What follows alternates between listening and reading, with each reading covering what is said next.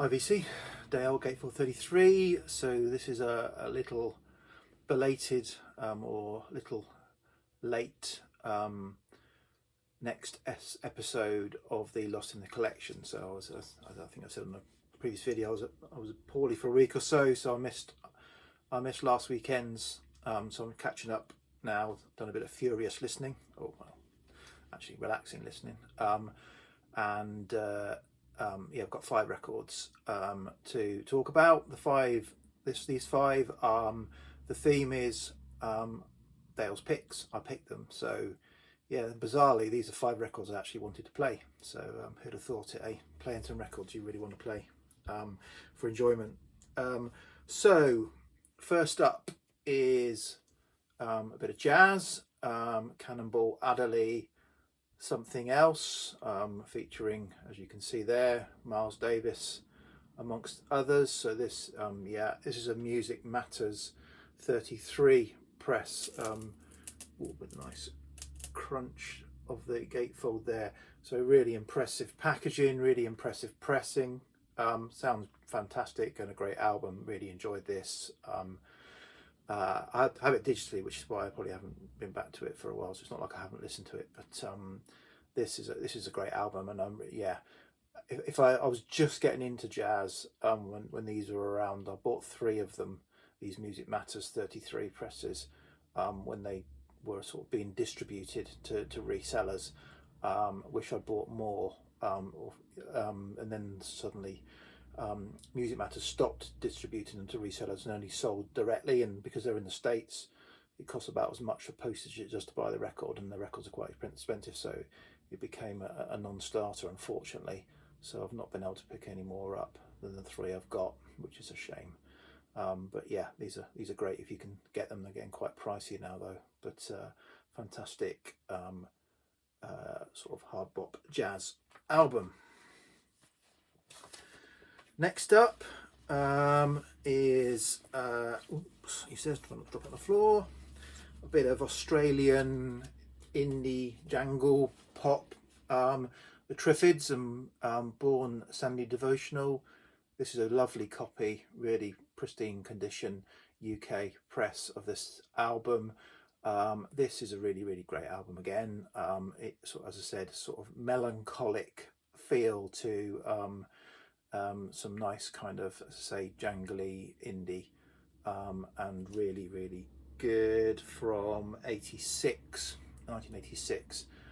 So I'm really glad to have this in the collection. A really lovely album, and yeah, fantastic to revisit this. Okay, next up is a double album. Stephen Still's Manassas.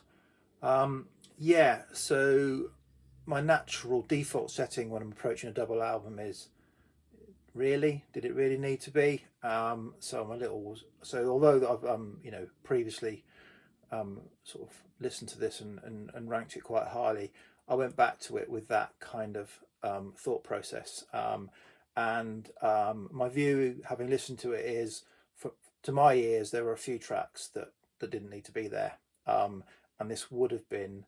So I literally went through every track that I thought should be on, and I think there are quite a few on the first disc that I think don't need to be there, to my ears.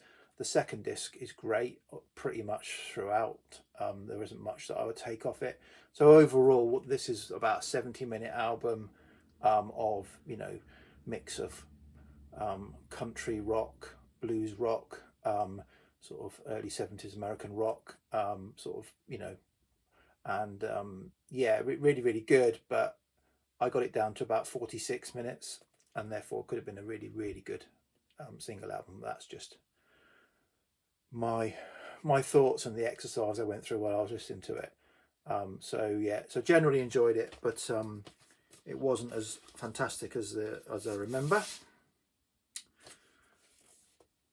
Next up is the most recent, although not very recent, album by the UK, from Nottingham, UK, sort of pop psych band. They do very sort of cinematic psych sounding with the female vocals on it Sound Carriers and their album Entropicalia.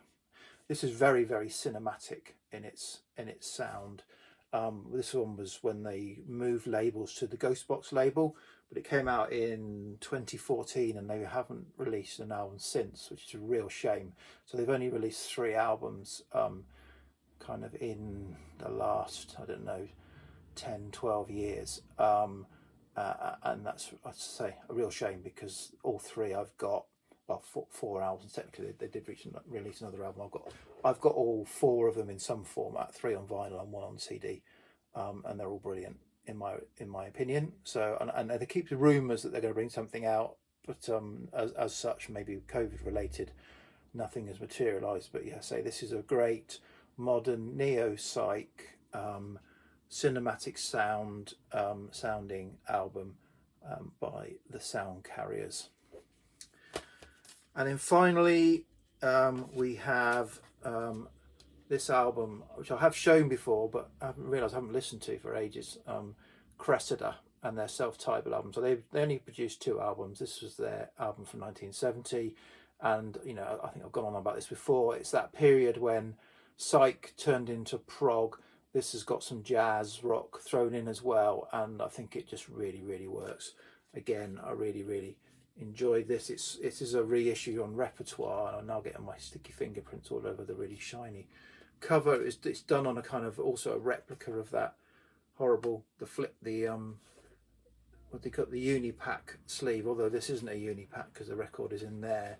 And I say originals of these are hugely expensive. Cressida only made 2 albums. Both of them were on the Vertigo Swirl, and this is a kind of homage to the Vertigo Swirl, done in the Vertigo Swirl style by Repertoire. Sounds really, really good. Mastered at Abbey Road and all that kind of stuff. Half speed mastered. Lovely album. Really, really enjoyed it. Really hit the mark. So yeah, 5 albums. Yeah, I mean, I specifically picked them, so I enjoyed them all.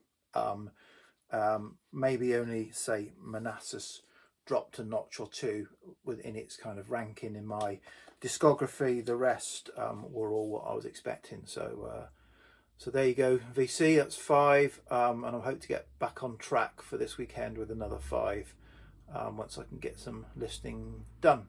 Cheers, bye.